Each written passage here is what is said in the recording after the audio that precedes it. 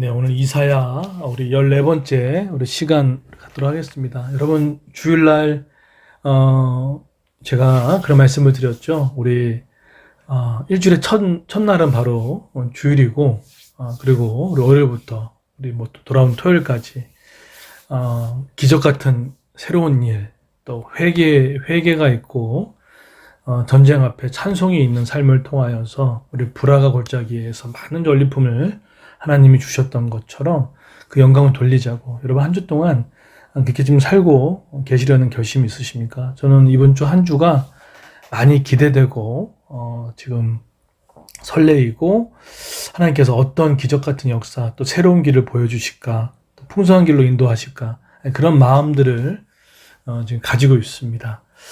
그러다 보니까는 좀 기도에 깊이 들어가게 되고, 또 하나님의 민감한 음성을 듣게 되는 그 시간들을 갖게 되더라고요. 여러분 이번 주 한 주 그런 거 잘 기록하셨다가 여러분 가정교회 모임을 하실 때 꼭 지체들과 또 카톡방에 좀 나눠주셔서 여러분 그 은혜의 간증은요 자꾸 나누셔야 됩니다. 나만 소유한다고 되지 않아요. 왜냐하면 그 은혜의 간증도 하나님이 나를 통해서 역사함을 간증하길 원하시거든요. 그 간증은 우리 믿는 친구들뿐만 아니라 안 믿는 분한테 꼭 뭐 교회 이름이 아니더라도 하나님의 이야기가 아니더라도 이렇게 날 도와주셨어 라는 것을 이야기한다 그러면 안 믿는 자들에게는 큰 위로가 되고 기준이 됩니다. 안 듣는 것 같지만 듣습니다. 그런 우리 불화가의 골짜기가 있는 그런 일주일이 됐으면 좋겠습니다. 이번 8월달 이 한 주가 8월 전체를 좌지우지합니다. 그런 관점을 봤을 때 오늘 말씀을 통하여서 이 8월의 한 달이 불화가 골짜기에서 수많은 전리품을 통하여서 하나님께 영광 돌렸던 것처럼 그런 은혜가 있기를 소망합니다. 낙심을 할 때가 있죠. 4가지 분별하라고 말씀을 드렸는데 첫 번째 기억나시나요? 주일날? 그렇죠. 첫 번째 뭐였습니까? 기도 응답이 적어졌을 때. 두 번째, 내가 원하는 소망이 더뎌졌을 때. 또 세 번째는 피곤할 때. 또 네 번째는 그 네 번째는 뭐였죠? 네 번째는 선을 행하다가 낙심될 때, 막 그 가정을 뭐 세우려고 해도 안 될 때 있고, 부부와의 갈등이 계속 생기고, 뭔가 전도할 때 안 돌아오고, 뭐 그렇게 됐을 때, 또 뭐 하나님께 열심히 드림이 있었는데 하나님 날 채워주지 않고 막 이런. 마찬가지로 오늘 안 믿는 사람들이 어떻게 심판을 받는지를 분별했으면 좋겠어요. 여기서 안 믿는 사람들이라고 했을 때, 뭐 여러분 뭐 검색할 때 네이버에 나오는 뭐 많은 정치, 경제, 사회, 문화, 또 안 믿는 우리 가족들, 또 사람들을 하나님이 어떻게 다루시고 돌아오게 만드는지를 분별하는 게 중요합니다. 오늘 1절에 보시게 되면 오늘 이렇게 시작됩니다. 오늘 1절에 보시게 되면 애굽에 관한 경고라 보라라고 이렇게 표현을 하죠. 여기서 보라라는 이 단어는 히브리어로 힌네라고 얘기를 합니다. 그리고 빠른 구름을 타고 애굽에 임하시라 해서 빠른 구름은 애굽을 벌하시기 위해서 하나님께서 오신다는 것에 대한 이야기를 하고 있습니다. 구약에 보게 되면 그 여호와께서 타셨다는 것에 대한 분별, 그러니까 임재함들이 있다고 얘기를 하죠. 결국 지금 하나님께서 초점이 지금 애굽에게 향하고 있다는 것입니다. 여러분 애굽이 누굽니까? 애굽이 뭐 막강한 나라였죠. 뭐 앞에 있었던 아수르, 블레셋 나라처럼 애굽 또한 정말 그 고대 근동에서 큰 힘을 자랑했던 나라였습니다. 그러면 하나님은 이 애굽에 대해서 관심이 없을 것 같잖아요. 마치 우리가 하나님께서 한국에 있는 뭐 여러 가지 뭐 여당과 야당과 뭐 기업들과 뭐 여러 가지 들 있을 때는 관심이 없을 것 같잖아요. 교회 안에 있으면. 그렇지 않다는 거예요. 자, 그러면 그 애굽을 어떻게 하나님이 심판하는지 세 가지가 있어요.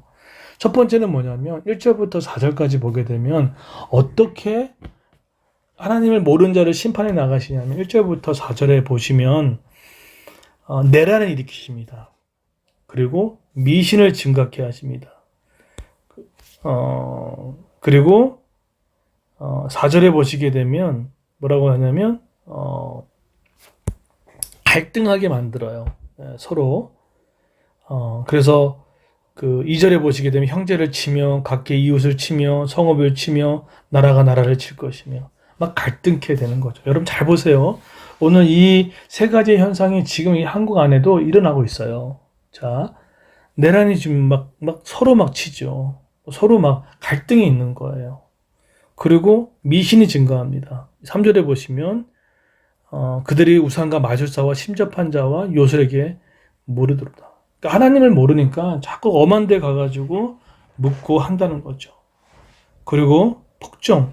4절에 보시면 내가 애굽을 잔인한 소인의 손에 붙이리라. 그러니까 하나님께서 악한 지도자를 여러분께 세워가지고 심판에 나가신다는 거예요. 여러분 지도자가 잘못 세워져가지고 고통당한 일들이 얼마나 많은 줄 아십니까? 저도 그런 고통을 겪어본 적이 있었고 저 또한 다른 사람에게 그렇게 할 수도 있겠죠. 그럴 수 있습니다. 하나님 앞에 많은 회개한 부분들이 있는데 중요하죠. 하나님 저를 통해서 다른 사람들이 피해를 가거나 엄한 일 당하지 않게끔 해달라고 기도하는 게 너무나 중요합니다. 근데 이게 심판이라는 거예요. 아 이렇게 또 오는구나.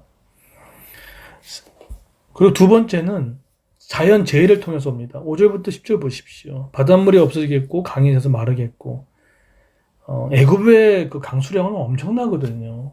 풍부하거든요. 물이거든요, 물. 그런데 6절에 보면 애굽의 강물이 줄어들고 마른다는 거예요. 얼마나 비옥한 토지였고 관계 이 농업이 수로가 잘 되어서 얼마나 풍성한 도시인데 나일강과 메마름의 수량이 적어지고 있다는 얘기를 하고 있습니다. 자연재해 같은 거죠. 지금 얼마나 많은 폭우들이 오고 있습니까? 어쨌든 그리고 11절부터 15절까지 이런 심판도 있어요. 11절에 보면 소안의 방백은 어리석었고 바로의 가장 지혜로운 모세의 생략은 우둔하였으니 너희가 어떻게 바로에게 이르기를 나는 지혜로운 자들의 자손이라 나는 예담의 후예라 할 수 있느니라.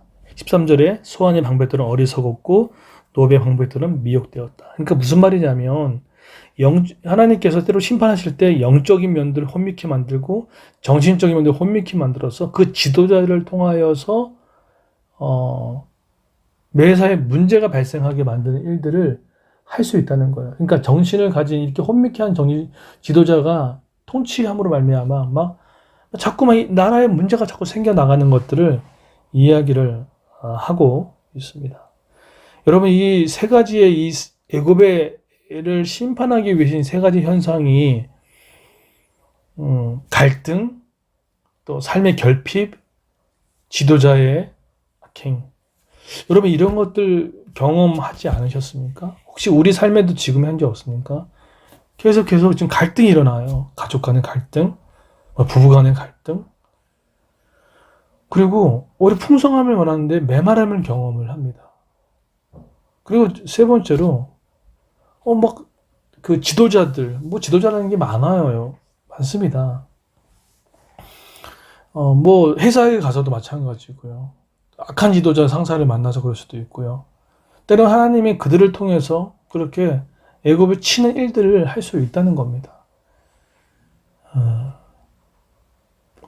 우리 분카를 보면 느끼죠. 악한 지도자 밑에서 얼마나 많은 이렇게 수량이 적어진 느낌, 갈등이 일어나고 얼마나 거기서 백성들이 국민들이 힘들어합니까?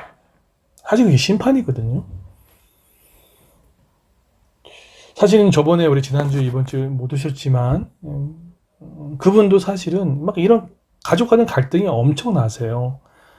갈등이 엄청 나시고 제가 듣기로도 그리고 삶이 말라요. 그러니까 재정은 풍성하지 모르지만 삶이 참 말라요. 그런 일들이 있구나. 근데 여러분 여기서 그럼 이 세 가지의 심판이 왜 오냐라는 것은 내일 살펴볼 건데 결국 하나님께서 그 애굽을 돌아오게 만들기 위함이냐는 거죠. 세상은 퍼니시 처벌로 끝나지만 하나님은 심판을 통한 회복이 최종 목적임을 안다는 거죠. 결국 만약 그 제사장님도 그렇게 되지 않았더라면 저를 만나려고 했을까요? 또 오려고 했을까요? 또 그렇게 기도하려고 했을까요? 이제 또 찾아가서 이제 만나 뵙고 얘기할 겁니다. 얘기를 하고 대부분 그렇거든요. 병이 아팠을 때는 기도받고 하다가 나중에 나아지면은 아무것도 하지 않거든요. 그게 패턴입니다.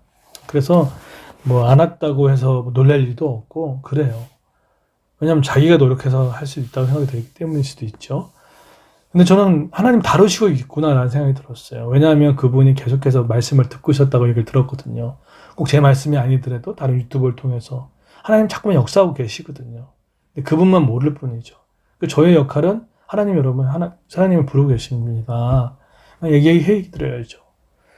여러분 지금 그래서 이 말씀을 갖고 저는 우리 교회를 점검해 봐야 될 것 같고요. 우리 가정교회를 점검해 봐야 될 것 같고 우리 가정을 점검해야 될 것 같고 나의 삶을 점검해 봐야 됩니다. 갈등이 계속 존재합니까? 메마름이 계속 존재합니까? 또 내가 다른 사람을 통해서 지금 막 계속해서 괴롭힘을 당하고 있습니까? 어려워하고 있습니까? 그러면 하나님께 분명히 지금 어딘가 모르게 어떤 걸 해결하기를 원하시는 거예요.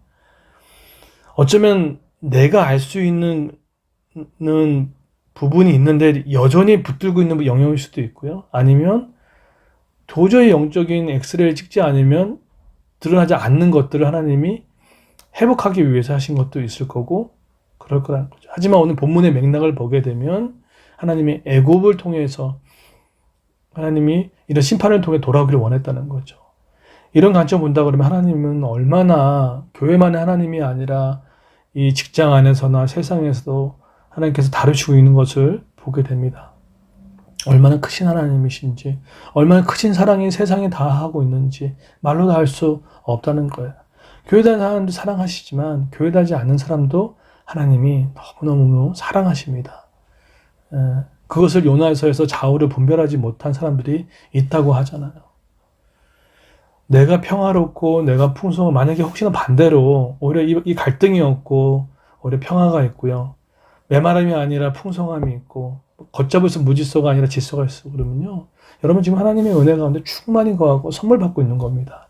근데 그 선물은 혼자만 취하시면 안 됩니다. 알아요. 나도 이렇게 누릴 수 있다. 하지만 그 누림을 흘려보내지 않으면 썩습니다. 썩어요. 자꾸 흘려보내는 것들이 너무나 중요합니다. 그게 전도의 형태로, 재정의 형태로, 또 나눔의 형태로. 저도 이번 주 8월 달에 잘 준비해서 우리 9월, 10월 날 우리 새벽 기도를 통하여서 뭐 코로나에서 좀 약간 상황이 달릴 수 있겠지만 이번에는 조금 장기간 기도를 할 생각입니다. 그래서 9월, 10월 영적 애국같이 놓여있는 그들, 메마름에 있고 갈등에 놓여있고 지도적 부재에 있는 사람들을 하나님께 초청해야죠. 초청한다는 얘기는 왜 그런지 지금 하나님 부르시고 있다는 걸 얘기해줘야죠. 우리 가족들, 안 믿는 가족들, 예배 못 오고 있는지 우리 친척들, 가족들 있잖아요. 그런 분들 우리가 되어주길 소망합니다. 여러분 지금 그래서 하나님이 이걸 통해 가지고 혹시 이 사회가 이렇다 그러면 기도하셔야 되고요. 해야 됩니다. 또 우리 그런 게 내 삶에 있다면 회복을 위해서 이렇게 생각하면 돼요. 하나님 나를 지금 부르시고 계시구나. 해보시기를 원하시는구나. 우리 교회 가운데. 지금 우리 교회는 지금 평화가 있죠. 뭐 다른 어떤 갈등보다. 그리고 날강이 적어진 수량이 적음이 아니라 영적인 풍성함들이 있고 질서가 세워지는 것들이 있습니다. 근데 여기에 더 나아가 지혜롭다 그러면은 나눠야죠. 기도 더 해야죠.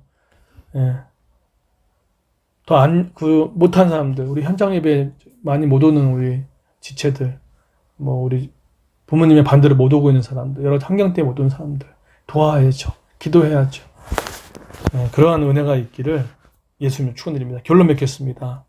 사회적 혼란을 통해서 하나님 심판할 수도 있습니다. 자연 재해를 통해서 심판할 수 있습니다. 정신적인 미혹을 통해서 심판할 수 있습니다.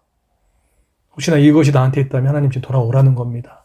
그것이 내가 붙들고 있는 재정일 수도 있습니다. 내가 붙들고 있을 수 있는 의지하는 사람일 수도 있습니다. 붙들고 있는 다른 어떤 안정감일 수도 있습니다. 그것을 하나님께 내려놓고 하나님 회복을 원하시고 만왕의 왕 한 분만을 의지하는 모습이 됐으면 소망합니다.